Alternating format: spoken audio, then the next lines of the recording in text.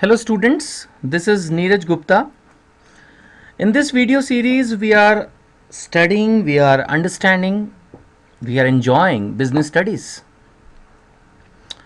देखिए business studies as a subject जितना मैं आपको सजेस्ट करूंगा वो ये कि आप इस सब्जेक्ट को एंजॉय कीजिए, इस सब्जेक्ट को समझने की कोशिश कीजिए और ये सोचिए कि आने वाली लाइफ में चाहे मैं जॉब करूं, चाहे मैं अपना बिजनेस करूं, चाहे मैं कोई प्रोफेशनल बनूं, इवन जैसा मैंने एग्जांपल लिया था पिछली वीडियो में भी धोनी का कि इवन मैं स्पोर्ट्स में भी जाऊंगा तो ये मैनेजमेंट एक ऐसी चीज़ है। इवन अगर आप एक हाउस वाइफ भी बनती हैं, suppose you are a lady, you are a girl and hearing this video, और लॉन्ग रन में आप जो है सोचते हैं कि मुझे अपना घर मैनेज करना है, management is there in every part of our life. Management is there.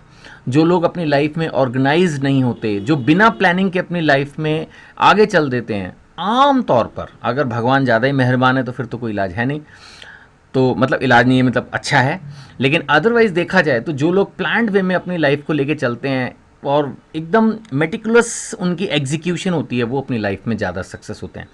तो मेरी कोशिश यही है कि आपकी बुक को पेज बाय पेज लेके चलूं और उन पेजेस में से जो अच्छे पॉइंट्स मिल रहे हैं उनको मैं डिटेल में अपने हिसाब से आपको एक्सप्लेन करूं, ठीक है ना। तो चलिए इसी सीरीज में हम सेकंड वीडियो के अंदर आगे बढ़ते हैं। अगर आप अपनी बुक खोल के देखेंगे, there you will find these words, introduction, विषय प्रवेश। इसमें यही बात बताई गई है कि management is required for every kind of organisation, चाहे फिर वो मैन्युफैक्चरिंग हो, trading mean sale and purchase, service industry, service में जैसे कुरियर इंडस्ट्रीज हो सकते हैं, इवन हमारी कोचिंग इंडस्ट्री सर्विस इंडस्ट्री है ना। इसी तरह से सैलून्स होते हैं, सो मैनी।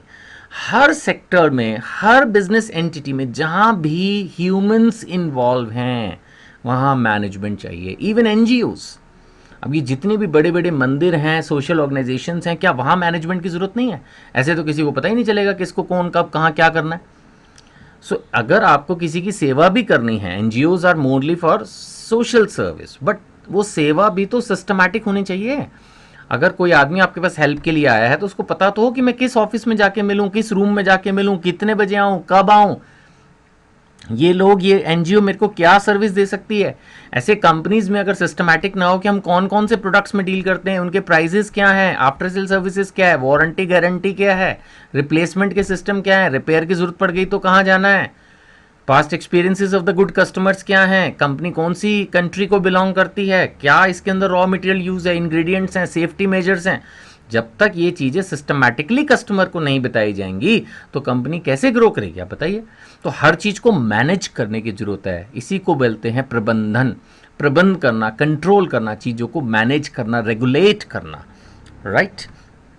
अब यहाँ पर आपकी जो बुक है उसमें एक फेबमार्ट करके कंपनी का एग्जाम्पल दिया गया है। मेरे को लगता है एक हाइपोथेटिकल नेम यूज़ किया गया होगा, सुहासिनी, किसी मैडम सुहासिनी को लेके डिस्कस किया गया है कि जो कंपनी है ये Indian handloom and handicraft product में डील्स करती है ना। हथकरघा एंड हस्तशिल्प, यानी एक तरह से जो स्मॉल आर्टिसंस हैं, जो स्मॉल वर्कर्स हैं, अपने हाथों से कुछ बना रहे हैं इस तरह के प्रोडक्ट्स को। अब इसमें बताया गया है कि ऐसे 7500 शिल्पकार जो हैं वो प्रोडक्शन में लगे हैं, उत्पाद क्रिएट कर रहे हैं, डिफरेंट प्रोडक्ट्स को वो क्रिएट कर रहे हैं। Now definitely this company must have created a wonderful marketing I will say network। इतने लोगों से प्रोडक्ट को इकट्ठा करना, प्रॉपरली उसको चैनलाइज करना, डिमांड के हिसाब से उसको फिर सप्लाई करना, पैसा इकट्ठा करना कस्टमर से, सिस्टमैटिक वे में वो जिसने बनाया है उस तक देना, सारे जितने भी लोग इस चेन में इन्वॉल्व हैं उसमें बहुत सारे सैलरीड एम्प्लॉयज़ भी होंगे, उन सबको टाइमली पेमेंट्स होना, जितने भी गवर्नमेंट के रिक्वायरमेंट्स हैं, गवर्नमेंट के अगर टैक्सेस कुछ उनके ऊपर एप्लीकेबल है उनको टाइमली पे करना। तो ये सब चीज़ें क्या हैं, ये सब चीज़ों के लिए एक ग्रेट मैनेजमेंट स्ट्रक्चर चाहिए। अब जैसे आपकी बुक में तो एग्जाम्पल नहीं था, इसी को देख के मेरे को एक एग्जाम्पल ध्यान आया अमूल का। आप श्योर आप अमूल का बटर यूज़ करते होंगे या मिल्क या अदर मिल्क प्रोडक्ट्स यूज़ करते होंगे ना। ये अमूल भी इसी तरह का कंसेप्ट है, बहुत सारे लोग इसमें छोटे छोटे लेवल पे इन्वॉल्व हैं और वहाँ से ये लोग मिल्क एंड अदर प्रोडक्ट्स को जो है गैदर अप करके इस तरह से सिस्टमैटिकली डिस्ट्रीब्यूट कर रहे हैं कि इतने लार्ज मार्केट शेयर इन लोगों ने कैप्चर कर रखा है। तो ये सब चीज़ें मैनेजमेंट से ही पॉसिबल है। आप सोच के देखिए कि सैकड़ों हजारों किलोमीटर दूर कोई आदमी एक छोटे से गांव में, कस्बे में, टाउन में कुछ प्रोडक्शन कर रहा है या मिल्क जनरेट कर रहा है या कुछ इस तरह के काम कर रहा है, और वो यहाँ आपको दिल्ली में या किसी और बिग सिटी के अंदर वो चीज़ आ रही है, तो डेफिनेटली इसके लिए बहुत बड़ी मैनेजमेंट पावर इसमें लगी हुई है। आप भी अपनी ज़िंदगी में ये एग्ज़ाम के लिए जो पढ़ना है वो तो है, सोच के देखिए कि किस तरह से मैं सिस्टमैटिकली कोई बहुत बड़ा, मैं कहूँगा, खेल खेल सकता हूँ, है ना। ये अपने आप में एक बहुत बड़ा खेल है, मैं कहूँगा, कि कहाँ से चीज़ें इकट्ठी हो रही हैं, फिर वो सब ऑर्गेनाइज हो रही हैं, ग्रेडिंग हो रही है, पैकिंग हो रही है, उनकी मार्केटिंग हो रही है, उनकी ब्रांडिंग हो रही है, और उसके बाद वो चीज़ें कस्टमर को जिसकी जो रिक्वायरमेंट है वो दिया जा रहा है, और उससे उससे जो रेलेवेंट, उससे कनेक्टेड हमारे को पैसा लेना है वो पैसा लिया जा रहा है। ऐसा हमारी बुक में लिखा है कि उनके पास एक स्पेशलिस्ट टीम है, the team of marketing and design experts. और बहुत अच्छी बात लिखी है कि ये लोग क्या करते हैं, हर समय ना स्टडी करते रहते हैं कि किस चीज़ की रिक्वायरमेंट है, और उसी चीज़ के प्रोडक्ट की वो डिज़ाइनिंग करके जो है प्रोडक्शन करवाते हैं। ये नहीं कि अंधाधुंध बनाए जा रहे हैं बनाए जा रहे हैं। Management is an on going process. ध्यान रखिएगा, management is an on going process.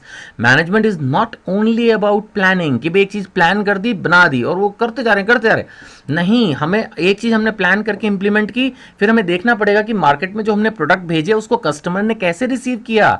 हो सकता है अच्छे से रिसीव किया हो, लेकिन नेक्स्ट टाइम वो उसमें भी कोई इंप्रूवमेंट, चेंज, मॉडिफिकेशन चाह रहा हो, quantity, quality, colour wise, packing wise. तो वो सब चीज़ें एक रेगुलर बेसिस पर फीडबैक जो है, एक पूरा टू वे कम्युनिकेशन सिस्टम होना चाहिए। ऊपर से प्रोडक्ट कस्टमर तक जा रहा है, कस्टमर से वो पूरी बात समझ के वापस आ रही है। ऐसा भी बताया गया कि रूटीन प्रोडक्ट्स के अलावा ये जो फेस्टिवल्स होते हैं, विशेष त्यौहार जैसे दिवाली, क्रिसमस, इस पर विशेष उत्पाद बनाते हैं, स्पेशल प्रोडक्ट्स। तो ये देखिए ना कि कोई भी कंपनी कोई भी मौका छोड़ नहीं रही, रूटीन प्रोडक्ट्स भी दे रही है। अब जैसे बहुत सारे कंपनी है, जैसे मेरे को दिमाग में आ रहा है फ्रंटियर का ना, फ्रंटियर के बहुत अच्छे बिस्किट्स होते हैं, है ना। लेकिन ये लोग क्या करते हैं, जब दिवाली का टाइम आता है तो स्पेशली इनके पास बहुत अच्छे सुंदर पैकिंग के साथ वैरायटी ऑफ प्रोडक्ट्स को ये लोग अवेलेबल करते हैं। तो ये कंपनीज करती हैं ऐसा कि एक तो रूटीन प्रोडक्ट्स ये बनाते हैं, और फिर जब स्पेशल फेस्टिवल टाइम आता है, होली का, दिवाली का, न्यू ईयर का, ईद का, और भी इंडिया के अंदर तो हर तरह के रिलीजन, कास्ट और फेथ को मानने वाले लोग हैं, उनके अलग अलग फेस्टिवल्स हैं। और न्यू ईयर और क्या कहते हैं अपना इंडिपेंडेंस डे और इस तरह के जो नेशनल फेस्टिवल्स हैं, ये तो सभी के लिए कॉमन भी हैं। तो एक अच्छी कंपनी, एक अच्छे मैनेजर, एक अच्छी मैनेजमेंट को ये चाहिए कि वो सिचुएशन को देखे कि किस सिचुएशन में किस चीज़ की रिक्वायरमेंट है, और उसके हिसाब से उस प्रोडक्ट को डेवलप करे। इसी का नाम तो मैनेजमेंट है, नहीं। नाउ अब मैं पॉइंट्स को समराइज कर रहा हूँ। ये पॉइंट्स भी आपकी बुक से ही लिए गए हैं, और उनके बेसिस पे मैंने समराइज किया कि फेबमार्ट जो कर रहा है, उन्होंने एग्जाम्पल फिर पेप्सी कंपनी का भी लिया, माइक्रोसॉफ्ट का भी लिया, और बड़ी बड़ी कंपनियों के नाम लिए। ऑब्वियसली जो भी कंपनी सक्सेसफुल है उसकी मैनेजमेंट स्ट्रांग है, चाहे वो गूगल है, चाहे वो कोका कोला है आज की तारीख में, चाहे फेसबुक है, इनमें भी एक ह्यूज मैनेजमेंट इन्वॉल्व है। देखने में हो सकता है ना नज़र आता हो। तो हमेशा मैनेजमेंट क्या कोशिश करती है, प्लान करते वक्त ये जज करने की कोशिश करती है कि व्हाट इज़ रिक्वायर्ड, किस प्रोडक्ट, किस सर्विस की डिमांड है ना, और फिर उसके हिसाब से ही एक प्रॉपर प्रोडक्शन किया जाता है। They ensure a proper production for the same, और वो प्रोडक्शन जो है वो टाइमली कस्टमर तक पहुंचे। पता लगा आपने दिवाली के प्रोडक्ट्स बनाए हैं, लेकिन वो मार्केट में ही दिवाली से एक दिन पहले, 2 दिन पहले पहुंचे हैं, तब तक ज़्यादातर लोग अपनी परचेजिंग कर चुके होते हैं, जिनको गिफ्ट्स देना होता है उनको कुरियर कर चुके होते हैं, पहुँचा चुके होते हैं। ऐसे में फिर आपकी वो प्रोडक्शन वेस्ट जाएगी, और आपको जिस रिसर्च टीम ने ये बताया होगा कि भैया इस प्रोडक्ट की डिमांड है, कल को उनको आप गालियां दे रहे होंगे कि भैया इसकी तो डिमांड थी ही नहीं, देखो हमने प्रोडक्ट बनाया लेकिन ये बिका नहीं, जबकि उसकी गलती नहीं होगी। तो मैनेजमेंट यही इंश्योर करता है कि हमारे एक तरह से ऑर्डर के आइडिया को कंसीव करने से लेकर ऑर्डर को रिसीव करके प्रोडक्शन, फिर packing, delivery, collection of money, ये सारे प्रोसेस में कहीं भी ढीलापन नहीं होना चाहिए। एकदम स्मूथ और एफिशिएंट वे में वर्किंग करने को ही मैनेजमेंट बोलते हैं। सो सबसे पहले देखना है, जैसे मैं पॉइंट्स रिपीट कर रहा हूँ, व्हाट इज रिक्वायर्ड, किस उत्पाद की मांग है, ensure production of the same time, उसी उत्पाद का निर्माण अपने को करना है, उचित बिक्री के प्रयास करने, प्रॉपर डिस्ट्रीब्यूशन, और पैसे का सही वक्त पर लेन देन होना चाहिए। पता लगा सेल्स डिपार्टमेंट ने अपने टारगेट्स पूरे कर लिए, मिठाई भी बट गई, इंसेंटिव्स भी बट गए, लेकिन जो पैसा माल बेच कर आना चाहिए था वो आया ही नहीं। कंज्यूमर्स को ज़्यादा क्रेडिट में माल दे दिया गया और अल्टीमेटली वो पैसे की रिकवरी हुई नहीं, बैड डेट्स में कन्वर्ट हो गए, कलेक्शन टीम ढीली थी। तो ये भी ज़रूरी है, नहीं तो एंड प्रोसेस वहीं जाकर पिट जाएगा। और सपोज कस्टमर ने आपकी अच्छी मार्केटिंग, अच्छी पैकिंग, अच्छी सेल्समैनशिप के बेसिस पर प्रोडक्ट ले भी लिए लेकिन उनको उतने अच्छे नहीं लगे, तो आपको उनको आफ्टर सेल सर्विस भी देनी होगी। या कई बार सब कुछ अच्छा लगा तब भी कस्टमर, कई बार जब जैसे आर्चीज़ गैलरी का एग्जाम्पल लें या इस तरह की हम गिफ्ट शॉप्स का एग्जाम्पल लें, तो हमेशा जब हम जाते हैं तो इसीलिए जाते हैं कि हमने या तो उसका नाम सुना होता है या बाहर से बोर्ड अट्रैक्टिव होता है या हमने पहले वहाँ से प्रोडक्ट लिया होता है। लेकिन जब हम शॉप में एंटर करते हैं तो डेफिनेटली हमारी एक्सपेक्टेशन क्या होती है कि this time we will get a better and a new product, है ना। जब हम किसी गिफ्ट गैलरी में एंटर करते हैं तो हम यही सोच के जाते हैं ना कि कुछ नया होगा। तो ये फीडबैक ऑफ द कस्टमर्स बहुत ज़रूरी है। कंट्रोलिंग इस प्रोसेस को बोलेंगे आगे चल के मैनेजमेंट में, कि जो हो चुका उसको देखो कि जो प्लान किए गए थे क्या वो प्लान सही थे, क्या हमारी इम्प्लीमेंटेशन सही है, उन सब चीज़ों को देखते हुए आगे बढ़ना है।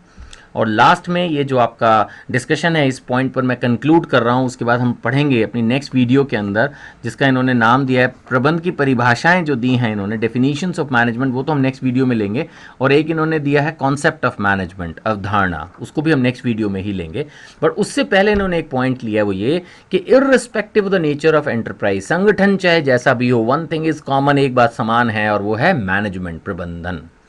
बिना मैनेजमेंट के तो मैंने बोला ना कुछ होता ही नहीं, एक छोटा सा घर नहीं चलता, मैनेजमेंट के बिना कुछ नहीं होता। You have to understand the importance of the management and I think that is the name. The first chapter का क्या नाम है, यही तो नाम है, nature and importance of management. तो हमारे को सिग्निफिकेंट, मैं इसी की कोशिश कर रहा हूं दोनों वीडियोस में कि you understand the importance of the management, तब आपको इस सब्जेक्ट की भी इंपॉर्टेंस पता चलेगी। हो सकता है आप कहें सर नहीं इंपॉर्टेंट नहीं है, ये भी 100 नंबर का सब्जेक्ट है, लेकिन रियल लाइफ में आगे जाके सबसे ज़्यादा काम ही मैनेजमेंट आना। आप देखिए जो लोग MBAs करते हैं उनको इतनी हाई सैलरीज क्यों मिलती हैं, क्योंकि एक एक MBA किया हुआ लड़का जिसने प्रॉपरली MBA की होती है, मैनेजमेंट में होता है, वो 100 200 हजार लोगों को संभालता है।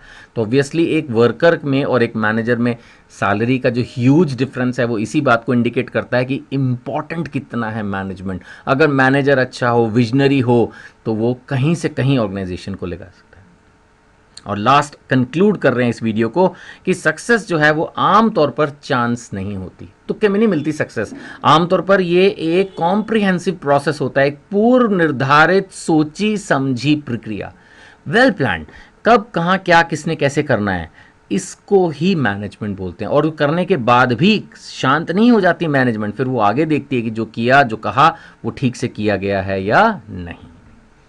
तो मैं उम्मीद कर रहा हूँ कि आपको ये वीडियोस आप इन्जॉय कर रहे होंगे, और जैसा मैंने इसमें कहा फीडबैक, ऐसे आप भी मुझे फीडबैक दे सकते हैं। अगर डायरेक्टली मुझे कोई फीडबैक देना चाहें तो 9599222549 जो नीचे लेफ्ट में नंबर दिया गया है आपको, इस नंबर पर, ये मेरा पर्सनल नंबर है, आप इस पर कोई व्हाट्सएप या SMS डाल के फीडबैक दे सकते हैं। I will definitely try to give you better videos as per your suggestions. Thank you so much. This is Neeraj Gupta.